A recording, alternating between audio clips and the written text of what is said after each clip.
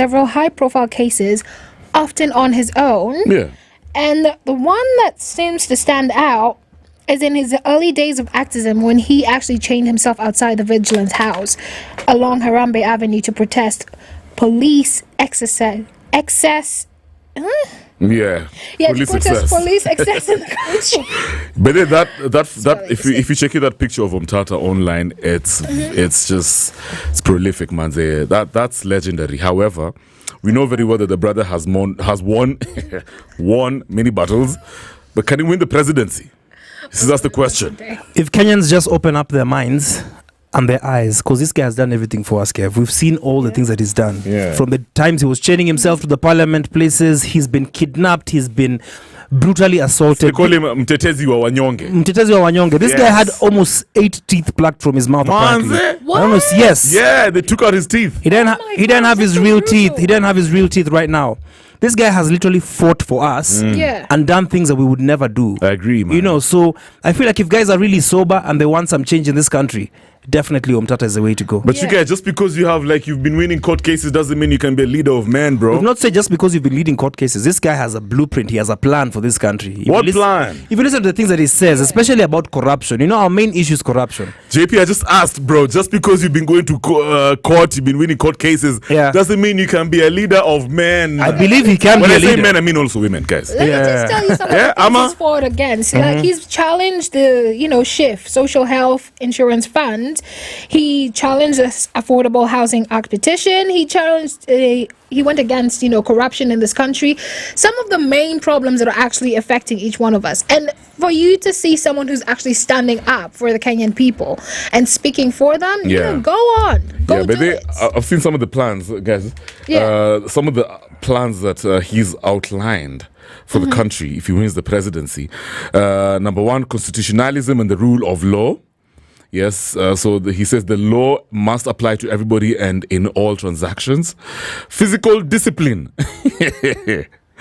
What does that even mean? Omtatah said the government will institute physical discipline to fix the shaky public finances and structures, including the elimination of corruption and wastage. Absolutely. What does that even mean? Physical discipline. You're gonna find people being slapped in the middle of the No. What it means is that you're not just gonna be there to put on dictatorial rules and people are gonna stand by and watch you, which means that you'd rather be arrested for being, doing the wrong things. Yeah, it's true. Yeah, you heard what he was saying at Spice. Can I quote what he was saying today? Yeah, sure. He was saying, a president should not walk into a project and dictate 200 million shillings to be poured here.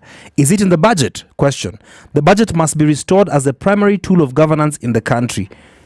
So as in, let's just follow the constitution, because that's what he always fights for. Let's make sure that we're following the laws and abiding. Is this the budget for this road? It's 200 million shillings. Can we justify what it's going to do? At the end of the project, let's see if that 200 million has actually gone into the service. I agree, man, because our public system is messed up, especially guys in procurement. Kila mtu lazima kule. Yes. You know what I mean? Those are the true culprits when it comes to this conversation for corruption. The procurement departments in the public service system is messed up. Now, some of the other plans that he has is, of course, food security and universal healthcare. He says he's going to liberate the food industry from the cartels completely by restoring institutions that allowed farmers to control the industry, and then health. Do it. He explained that the universal healthcare cannot run based on private hospitals. Transport. Omtatah said that transport is a major hindrance to Kenya's development since the government has left it totally to the private sector. He announced plans to intervene in some very specific ways and look at public transport as a strategic area.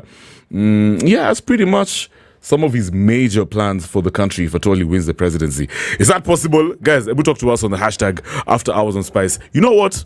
I think Omtatah has a shot if the Gen Zs back him. Yeah. You know what I mean? Other than that, brother, it's going to be one of those fairy tale stories. And unfortunately, if he doesn't make it to the presidency, when I mean that, I mean State House, it's the end of his political career, bro. I don't think he's going to be perceived as a loser. No, I don't think. But now we start to see some of these people coming up. You've got him. The other day, you've got the other activist. What was his name again? Matara. Yes, him. Yeah. I mean, there's so many people who are coming up for presidency. Yeah. Actually, Matara said he doesn't mind working with Omtatah. That would be awesome. You see, now VP already selected. Yeah. But when you see a lot of these people coming up, now you can understand why the IBC is like, okay, let's try and hide the whole presidential thing. Because otherwise, why would you? What's your explanation between hiding all of this information? Exactly. Are you being threatened? Wow, look at that. That's another thing, by the way. That's a different way of looking at it, by the way. Yeah. However, for me, I'm just like, the best case scenario would be if we just have two candidates from two solid, parties or something like that, or platforms. So, we don't confuse Kenyans. We just know this is the direction. We're like, it's like whatever we have in America. We're either Democrats or Republicans. Make it easy. Let the choice be straightforward. Actually, we just need one other candidate to run against this president. Just one. That's all. Just two. But just the two of them on the ballot. Just one. We just have two of them. Yeah, let's not confuse each other. It's either you want Ruto or Stephanie. Yeah. Tosha. Chagua moja. Moja. I know everyone is going to run for Stephanie. Not at those that is that. Remember that pastor guy at his Jew? No, we don't want those things. Please, watch a wake airport, just two people, and you'll see what's going to happen. Yeah. And in fact, you know what we should also do? We should put their work line by line. This is what you've done, and then this is what the other candidates have done. So therefore, it speaks for itself. So if you have a blank sheet, I'm sorry. I'm sorry. We're going with, what we want our country to look like afterwards. We're going with the actual evidence, the actual facts. We're not going with what you're going to tell us you're going to do. Show us the evidence of what you have already done in the positions that you are in. And if you have nothing, just step aside. Yeah, but in Africa, sometimes your evidence in your handout. The evidence is I've spent 500 million on you guys. Yeah. I need votes. It's okay. We'll put it over there. Yeah, that's how they're cooking the evidence. We'll put it there. It's so sad, man. It's so sad. Anyway, that's pretty much what is happening this first hour of the show. We've talked about some sports, also some of the top trending stories in the country. In the next hour, it's all about something very disruptive. We're going electric. Hey, we'll learn about that industry. Exactly. All right. Right now, Sambili, Twendekazi. Sugar and spice and everything I